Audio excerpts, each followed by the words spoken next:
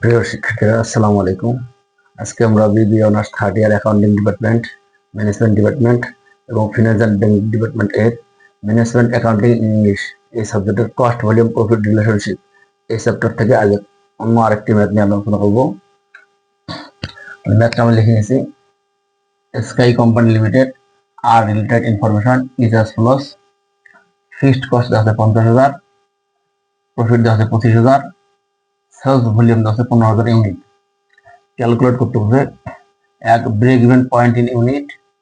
2, margin of safety in unit. 3, আমাদের বের করতে হচ্ছে ইফ প্রফিট আর্ন অফ টাকা 50,000, what will be desired sales in unit. এটা তো আমরা সলিউশনে যাব।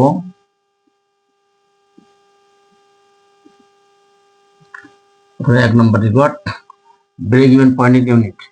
Break even point in unit সেটা হলো ফিক্সড কস্ট ভাগ কন্ট্রিবিউশন পার ইউনিট। প্রশ্নে যেহেতু এখানে আমাদের পার ইউনিট বের করার জন্য সেলস পার ইউনিট মানে ভেরিয়েবল কস্ট পার ইউনিট দেওয়া নাই, যেটা দিয়ে করলে আমরা কন্ট্রিবিউশন পাবো, তাহলে আমাদের প্রথমে কন্ট্রিবিউশনটাকে বের করে নিই। যেটা আমরা লিখতে পারি ওয়ার্কিং কন্ট্রিবিউশন সমান কন্ট্রিবিউশন বের করার আরেকটা সূত্র হলো ফিক্সড কস্ট যোগ প্রফিট। ফিক্সড কস্ট যোগ প্রফিট। ফিক্সড কস্টের সাথে প্রফিট যোগ করলে আমরা কন্ট্রিবিউশন পাই।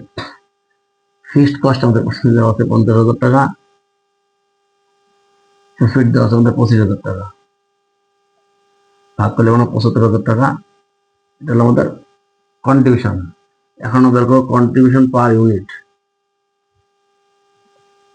Contribution per unit. Contribution per unit হলো কন্ট্রিবিউশন, এই কন্ট্রিবিউশন টাকাকে আমরা যদি সেলস পার ইউনিট দ্বারা ভাগ করি, সেলস পার ইউনিট, তাহলে আমরা কন্ট্রিবিউশন পার ইউনিট পাবো। কন্ট্রিবিউশন টাকা পাইছি আমরা 75,000 টাকা, সেলস পার ইউনিট প্রশ্ন দেওয়া আছে 15,000 ইউনিট। 75,000 কে যদি আমরা 15,000 দ্বারা ভাগ করি, তাহলে 75,000 ভাগ 15,000 ইউনিট, তাহলে আমরা পাচ্ছি 1 ইউনিটের জন্য 5 টাকা করে। তাহলে কন্ট্রিবিউশন পার ইউনিট আমরা বের করে নিলাম 5 টাকা পার ইউনিট। এখন রিপোর্টের মধ্যে আমাদের বলছে break even point in unit. যদি আমরা কন্ট্রিবিউশন পার ইউনিট পেয়ে গেলাম, তার নিচে লাগবো তাহলে এখন আমাদের BEP in unit.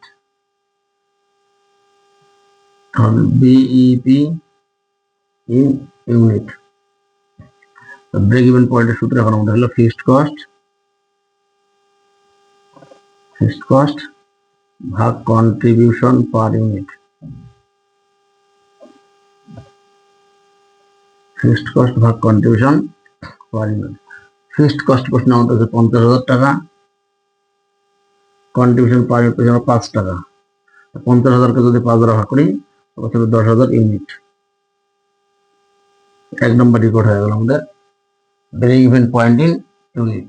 Break even point in unit হলো ফিক্সড কস্ট ভাগ কন্ট্রিবিউশন পার ইউনিট। যেহেতু কন্ট্রিবিউশন পার ইউনিট দেওয়া ছিল না, তাহলে আমরা প্রথমে ওয়ার্কিং করে কন্ট্রিবিউশন পার ইউনিট বের করে নিছি।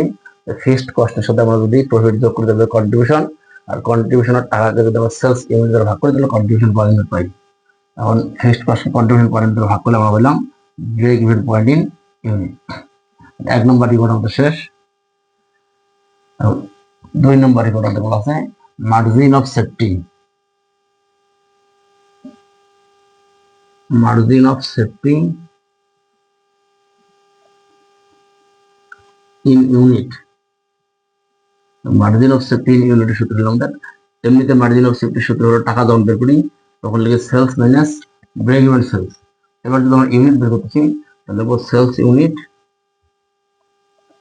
Minus break even point in sales. Break even point in unit. Sales unit থেকে ব্রেক ইভেন পয়েন্ট ইউনিট যদি বাদ দেয় তাহলে মার্জিন সেফটি মানে ইউনিট পাবো। সেলস ইউনিট হচ্ছে 15,000, আর 1 নম্বর রেকর্ডে বের করছে ব্রেক ইভেন ইউনিট পেয়েছি আমরা 10,000। এই 15,000 ইউনিট থেকে 10,000 ইউনিট বাদ দেয়, মার্জিন সেফটি ইউনিট করে আমরা 15,000 ইউনিট।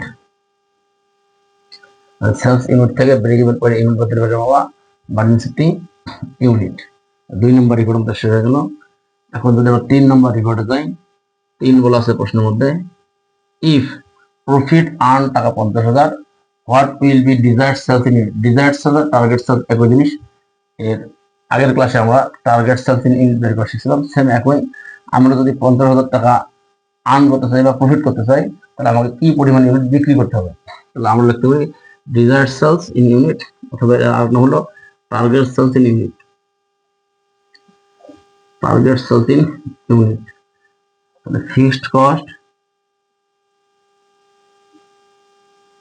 যোগ টার্গেট প্রফিট, ফিক্সড কস্ট যোগ টার্গেট প্রফিট ভাগ হলো কন্ট্রিবিউশন পার ইউনিট।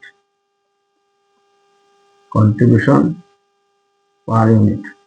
তাহলে আমরা এখানে ফিক্সড কস্ট বের দেওয়া আছে প্রশ্নের মধ্যে, ফিক্সড কস্ট আমাদের 50,000 টাকা। আমরা যে 3 নম্বর রেকর্ড করতেছি এখানে প্রফিট, টার্গেট প্রফিট দেওয়া আছে, এটাও দেওয়া আছে আমাদের 50,000। কন্ট্রিবিউশন পার ইউনিট আমরা ওয়ার্কিং করে বের করছি 5 টাকা পার ইউনিট। 50,000 সাথে 50,000 আমরা যোগ করি, 1 লাখ। কন্ট্রিবিউশন পার ইউনিট 5 টাকা, 1 লাখকে যদি 5 টাকা করি 20,000 ইউনিটস।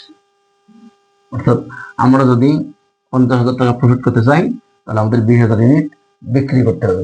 এই হলো আমাদের ডিজায়ার্ড সেলস ইউনিট বা টার্গেট সেলস ইউনিট। আজকে এই পর্যন্তই, আবার পরবর্তী ক্লাসে দেখা হবে। আসসালামু আলাইকুম।